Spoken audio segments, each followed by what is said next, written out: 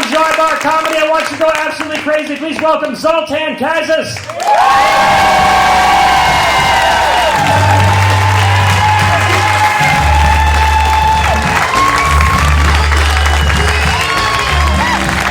What is up, everybody? I stood up. Thank you. That was so respectful. It felt like an ex-president right there. That gentleman stood up and clapped for me. Oh, man. I'm kind of nervous now. Like, I don't want to let that guy down now. Good Lord. Thank you, everybody. One more time for Jeremiah and Bob. Make it loud for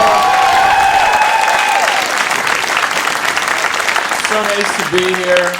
This is my first time here in Eugene. I've missed Eugene, Oregon on all my trips, and I'm glad it worked out. I've done Albany, Oregon. I've done that. That is how the show went. I've done that one. I was at a bowling alley, and I stayed at the Phoenix Inn next to the adult shop right off the freeway. Exactly, yeah. That hotel came with the gig.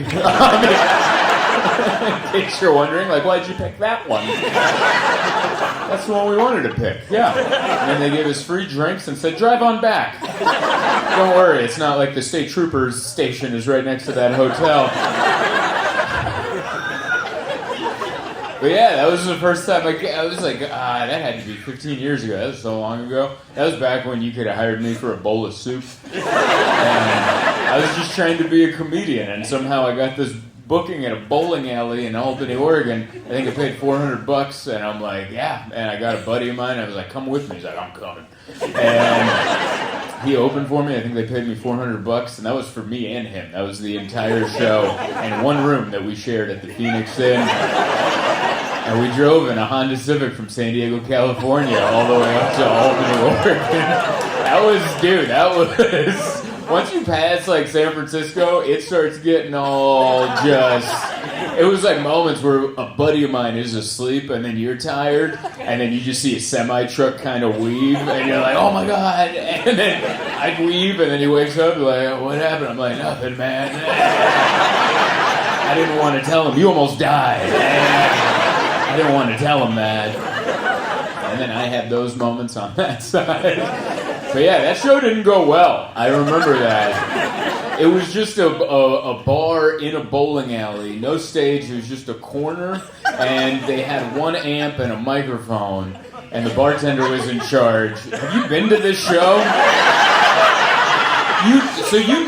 You're from you know this bowling alley. So you know I'm not making any of this up. So we show up, it's just a mic with a mic stand and one amp. And the bartender goes, you start the show there. And my buddy had to start the show. And before we showed up, he's like, hey man, I brought a knife. And I was like, what'd you bring a knife for? He's like, just in case things get out of hand, I brought a knife. And I'm like, okay, that's good. That's probably a good idea. I was a young guy. I was like maybe 21. I don't know anything. And I was like, yeah, a knife's probably a good idea. And this guy was a 30-year-old alcoholic, so I'm like, I'm in good hands, you know? And I remember he did well, and then it was my set. I was headlining the bowling alley, and I had to go up there, and I immediately offended people because I was like, well, we drove up, and it was a bunch of farmland. Your cows are looking a little thin. And that's all I said. I was like, kind of some methy-looking cows out there. You notice how that got a laugh? That's kind of a funny thing to say. Who calls cows methy, right? Like, I was like, that's a fun little thing to throw out there. And I just remember a guy in overalls going, your cows in California are full of steroids. Like, he was angry. And then the crowd started to turn on me. And by turn on me, they were never on my side. I just mean like it was more not on my side. And then I didn't know what to do, and I'm like, hey, just so you know, my buddy Joe has a knife in the back. In case any of you country bumpkins decide to get upset. And then my buddy Joe was like, what are you saying? And I did. now everyone's eyeballing him, and I honestly don't remember the rest of the set, but they didn't kill us. So it must have gone all right. Do they still do comedy at that bowling alley? All right. I'm actually happy to hear that. I am happy to hear that. Maybe my show was the last one. They're like, we don't need to do this to the good people of Albany. They don't need this. And then I got a speeding ticket on the way back. And that cost more than $400.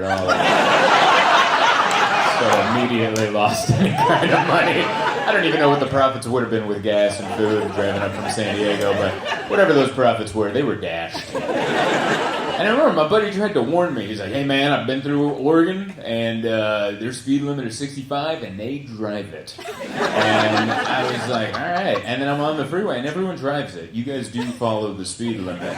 But we had just had a bad show at a bowling alley. I just wanted to get home. We had like a 17-hour drive or whatever to get back home, and I'm like, I stomped that. And as soon as I got it up to 80, it was like a windy little thing, and then there was a cop, and we made eye contact. And I was like, no! And he pulled me over. I didn't even have an argument. He came by. You guys have the troopers with the hat with the belts on the back. That's impressive to hold a hat on. And you're like, no, I just need a belt over my head fat right back there. Just strap it onto my head gut, and that'll keep it in. And he came by and he goes, do you have any idea why I pulled you over? I'm like, I was going fast. He's like, why are you going so fast? I'm like, I just bombed at a bowling alley. I was just trying to get the hell out of the state. That's all I was trying to do. I'm glad we get another swing at it. This is already... I like Eugene. Eugene's way better than me. No offense. I mean no knock on anyone who lives there. It's nice down here. I like it. Because, like, the further south you go, is this like the last city in Oregon before it just becomes Medford? Like, is that right? Because I've also worked Medford a lot, and you know, Medford's the only town that I've told them, I'm like, hey, your town it's kind of a butt town here, right? And they were like, what are you talking about? Like, usually when you travel, like even in Albany, I was like, hey, you guys kind of have a little cow town here, don't you? And they're like, yeah. Like, they understood who they were, you know, they understood where we were, they understood what was going on. But in Medford, it was like, what? How dare you? We vacation in Medford, how dare you? And they're like, no, you're talking about Grants Pass. Grants Pass is a bunch of hillbillies, not us here in Medford. And I had to let them know, I'm like, no, both of you. Both of you. You don't get to make that distinction. Both of you. Both of you. But yeah, I like it. We drove down from Portland today. That was a fun little drive.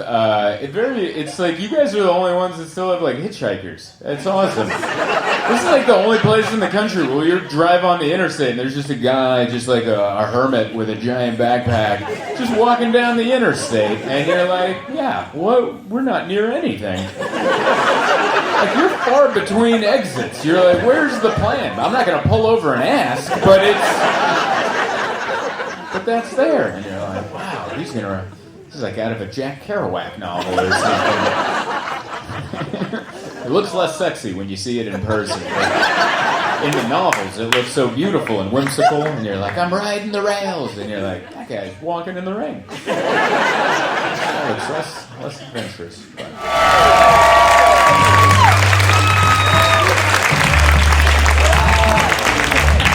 One more time for Jeremiah, everybody. That's awesome.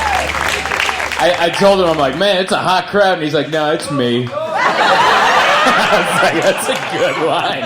You had one in the chamber ready to roll, man. So good to be here. Thank you guys for coming out on a Sunday. We're here. Eugene. It's beautiful, man. It's my first time here. And I don't know what's going on, but I like it. All right? I got to learn a little bit about Oregon because we started in Portland. And I've been through Oregon plenty of times, and I pretty much learned that, like, this is the last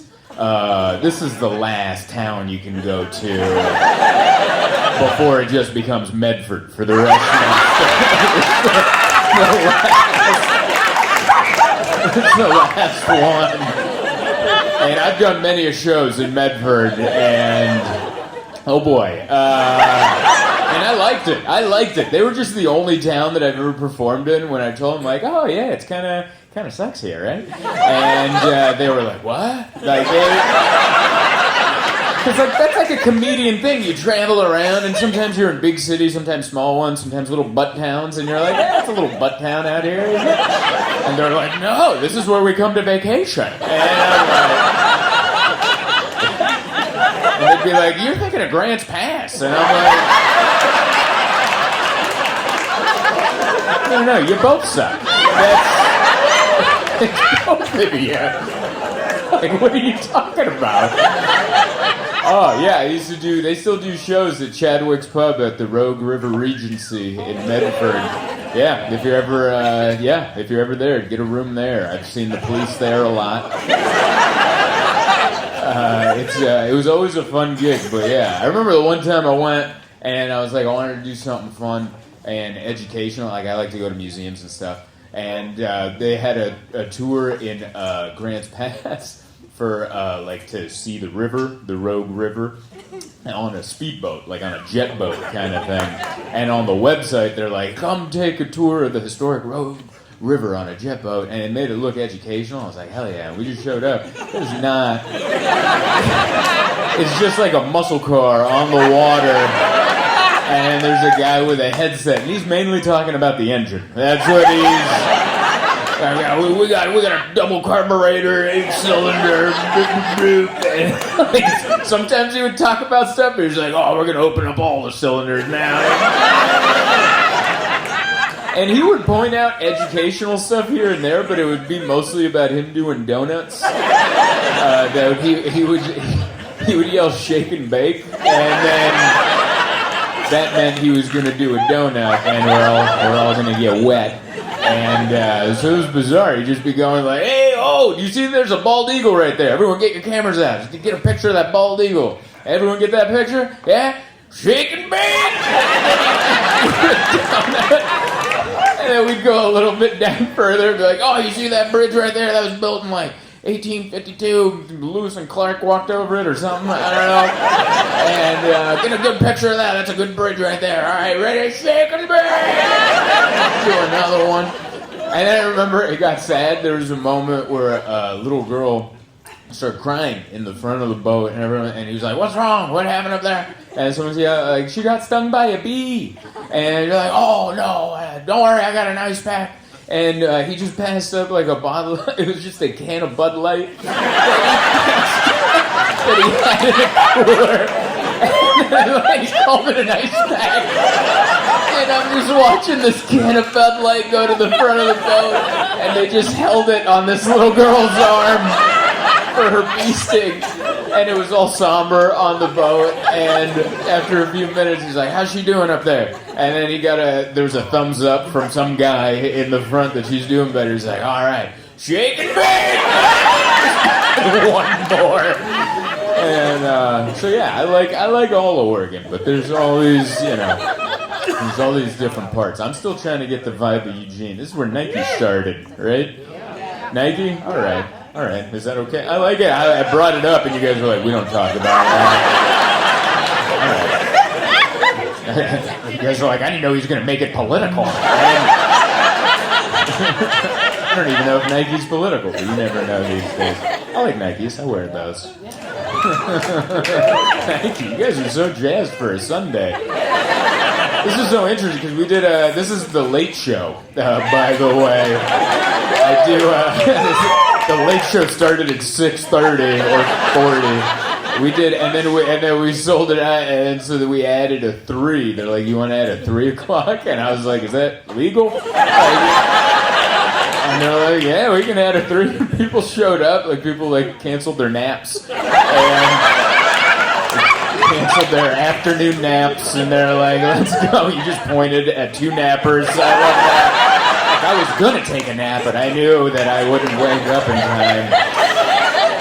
I love people that come to see me, because Like, I was in Portland on Friday, and we did 2 shows there, and the late one started at 9:45, and so it was very late. And I know my people, and I told them, I was like, next time I come back, this 9:45 show will do it like 4 p.m. And the entire it was a theater. Like I just yelled charge at January 6th. There's a guy dressed like a yak, and I'm like, where the hell did that guy come from? That's what my people, we'll charge for a 4 o'clock show. Let's do it early, man. Hello, this is Zoltan Kaszas, and the year is 2025. Isn't that crazy? Isn't that mind-blowing? If you were just sent in from the past to the future, and this is how you're finding out the year, I'm sorry to be the bearer of bad news. What the hell am I talking about? The point of this is I am on tour all year. It's what I do. A bunch of cities. I'm very excited to hit them all. If you'd like to see if I'm coming to a town near you, go to my website, zoltancomedy.com. There also might be a link in this video, maybe right over my eyes. I don't know what the editor is going to do with this. It could be in the description, what have you. But if it's not, zoltancomedy.com. Hit the shows tab, go down the list of shows, see if I'm coming to a town near you, and come see me so I can continue being a comedian and I don't have to go get a job where I'm a horrible employee. I've been told many times by numerous bosses. So please come out and see me and keep the dream alive.